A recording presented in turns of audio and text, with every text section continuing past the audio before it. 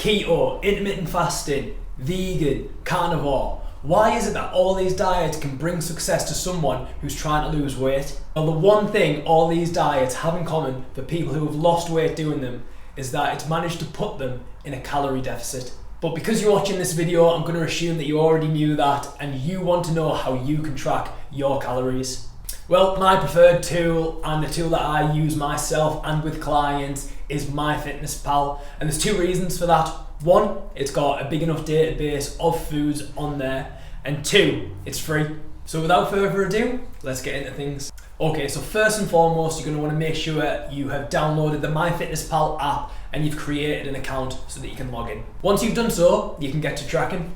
Okay, so like I said at the start, we want to make sure that we're eating in a calorie deficit in order to lose weight, and in a calorie surplus if you want to gain weight or build muscle. Now when you enter your details into MyFitnessPal, it'll give you a calorie target to hit. But historically what I've found is that for myself and a number of clients is that the number is usually ridiculously low. And remember, losing too much weight too quickly will fire up the body's self-defense system, meaning you're more likely to be hungrier, moodier, and more fatigued when dieting. So moral of the story, slow and steady wins the race, be patient. So what I think I'm going to go through first is how you can work out your own calories and alter the amount of calories that MyFitnessPal gives you. So I actually have a calorie calculator on my website, which I'll pop in the description below so that you can work out your calories. So once you know how many calories you're going to be eating, whether it be in a deficit or a surplus, you're going to want to alter that on MyFitnessPal to show the correct amount. So what you're going to do is you're going to head to more in the bottom right. You're going to go to the goals, and then as you can see you've got your details there. What you're going to do from there is go to calorie, carbs, proteins and fat goals, and what you can do in there is you can alter your calories to be more reflective of what it is that you're wanting to eat. So for me that's about 2,700 calories. Obviously the amount of calories in which you're eating are going to vary massively to me based on a number of factors.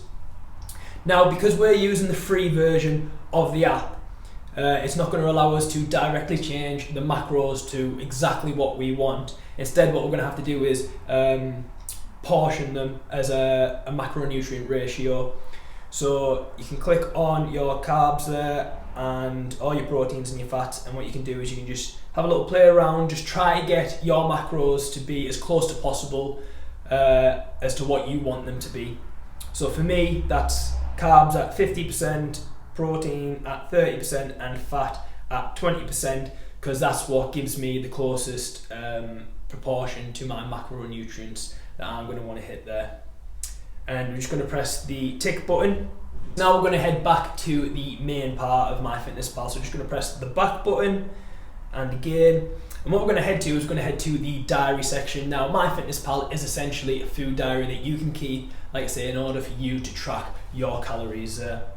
What I will say at this point is that it's imperative to be as transparent and as honest as possible when tracking your foods. I've heard so many people in the past say how they have tracked their calories, managed to stay within their calorie deficit, but they didn't manage to lose any weight. But when pressing them on it a little further, it turns out that they weren't tracking the milk and sugar that they had in their coffee, the oil that they cooked the food in, or the bite of cake that they might have had of their partner's dessert. All these little things can add up and throw you out of your calorie deficit. So like I say, if you want results, honesty is the best policy. Or it may be that they're not tracking things accurately within their MyFitnessPal, but I'll touch more on that in a moment. So how do we track food within our food diary on MyFitnessPal? Now there are a couple of ways to do this. So if I just head to tomorrow so that I've got a blank slate, and what I'm going to do is I'm going to add scrambled eggs on toast for my breakfast. So the way that I'll do this is underneath the breakfast section, I'm going to click add food. And the first part we can do, or the first way that we can add food, is we can do a search for it. So if I do a search for eggs, I'm just going to press search, and we can see that I'm going to add a verified search result, and I can see that it's verified by the green tick that it's got of one large egg. So I'm going to click on that, and as you can see there, you can alter the number of eggs that I'm going to be having. So what's pretty good as well is that the macronutrients will kind of alter as you change the number of eggs that you're going to be having. So as you can see, it's for 2 eggs, it's 143 calories. But I'm going to be having 3 eggs, so I'll change that to 3, and then you can change to 214 calories, 1.1 grams of carbs, 14.3 grams of fat, and 18.8 grams of protein. And what I'm going to do is I'm going to click the tick button in the top right, and you can see that it's been added to my food diary underneath breakfast. Like I say, I'm going to have my scrambled eggs on toast, so I'm going to add food again, and I'm going to do a search for Hovis bread. And I'm having my scrambled egg on Hovis brown bread. And again, you can see the serving size is 1 slice. Well, I'm going to be having 2 slices, so I'm going to change the number of servings to 2 there. And again, the macronutrient and the calories have altered as well. And again, I'm going to press the tick button. Now, I'm not going to have any butter or anything like that on my bread, but what I am going to have over the top is some tomato sauce. So I'm going to search for ketchup. I'm actually going to alter that to be more specific and go for Heinz. You can see that it's in my history because it's something that I've had before, so I'm just going to click that there. The 50% less salt and sugar. And I'm going to change the serving size to 1 gram, just for simple maths reasons really. And I'm going to change that to 30, so I'm going to have 30 grams of ketchup with my scrambled egg on toast. And there we have it. You can see I've added my full meal. I can see it's 410 calories total, and that's what I'm going to be having for my breakfast. Now, if that wasn't simple enough, what we can do to save time going forward, if that's a meal that we're going to be having frequently, I can press the 3 little dots at the bottom and I can save that as a meal. So I'm going to name that meal scrambled eggs on toast with ketchup.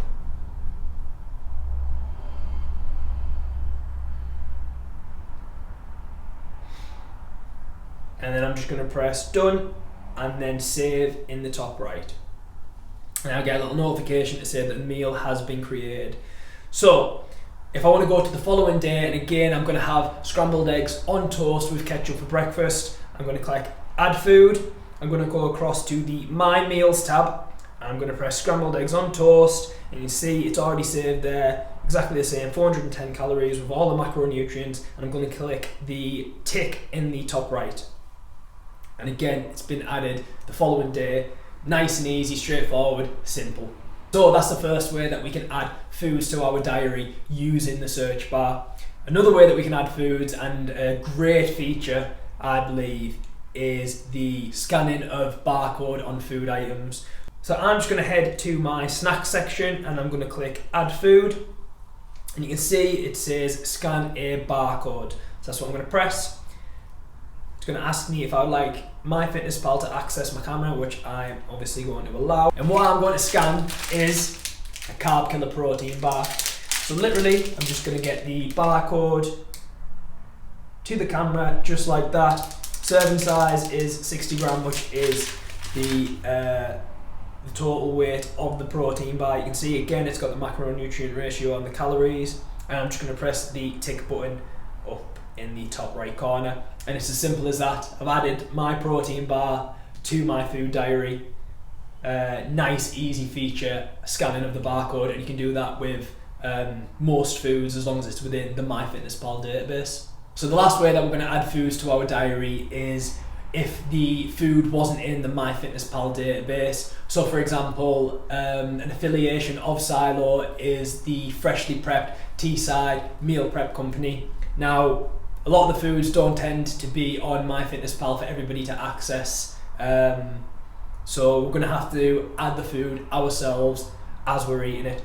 So for example, if we head to lunch and we head to add food, and we're going to go my foods along the tab, and we're going to go on create a food.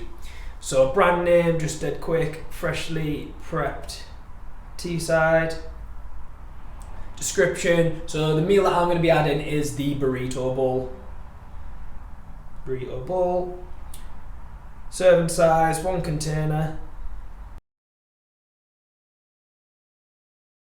So now we can enter the nutritional information about the food. So I know that the burrito bowl from Freshly Prepped Teesside has 449 calories.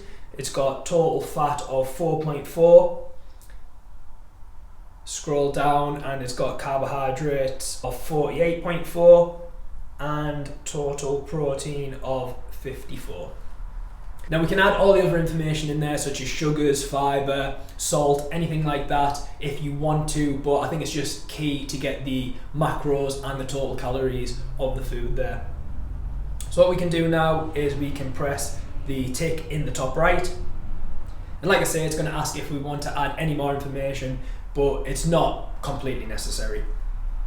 So I'm going to click no thanks, and there we have it. It's added to my lunch. Now, as I mentioned before, it's important to ensure that we're tracking things accurately when logging into our food diary. And unfortunately, the only way to know for sure how many calories we're eating and to be able to log foods accurately is by weighing the foods out. Yes, I understand at first it is boring and sometimes you just want to hurry up and eat your food. But I promise it's something that you will get used to, and when you start to see the results, you'll realise it's 100% worth it. And I'll show you why it's so important. So for example, if I go to add food and I go to add some granola, so the granola that I get is by a brand called Fuel, and I'm going to add that to my food diary. And as you can see, when I'm adding that food, the serving size is 100 gram. Now I'm just going to change that to 1 gram just for easy maths. And I'm going to show you exactly why it's important to weigh your foods out. See, the suggested serving size for this Fuel granola is 50 grams. So I'm going to type that in. 221 calories. Now, something closer to what I actually eat, and I believe a lot of other people actually eat, is 150 grams. Now that's 663 calories. That's a difference of around 440 calories. That's certainly enough to throw you out of your deficit and into maintenance, meaning that you won't lose any weight, all because you're not tracking things correctly. So now that we've finished tracking our food intake for the day in our diary, we can head to the bottom and we can click on the part where it says nutrition. From there, we can click along the top to macros, and we can ensure that we're getting not only within our calories, but also around about the right macronutrient ratio. So you can see my goal of carbohydrates is 50%. I've actually ate 47% throughout that day, which is not too bad. That's roughly accurate. Gone a little bit over on fat, and protein is there or thereabouts about right, just a 1% difference. Overall, I'm relatively happy with that. So heading back to our diary, you can also see that there's another tab for exercise.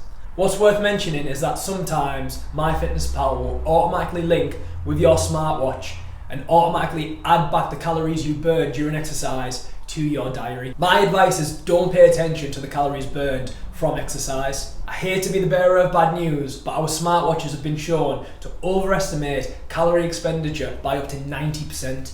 That means if you do a workout and your watch says that you burnt around 500 calories, you may have actually only burnt around 270. Meanwhile, you're eating back 500 calories because MyFitnessPal has added it to your remaining budget. And again, that's enough calories to throw you from a deficit into maintenance, meaning that you won't lose any weight.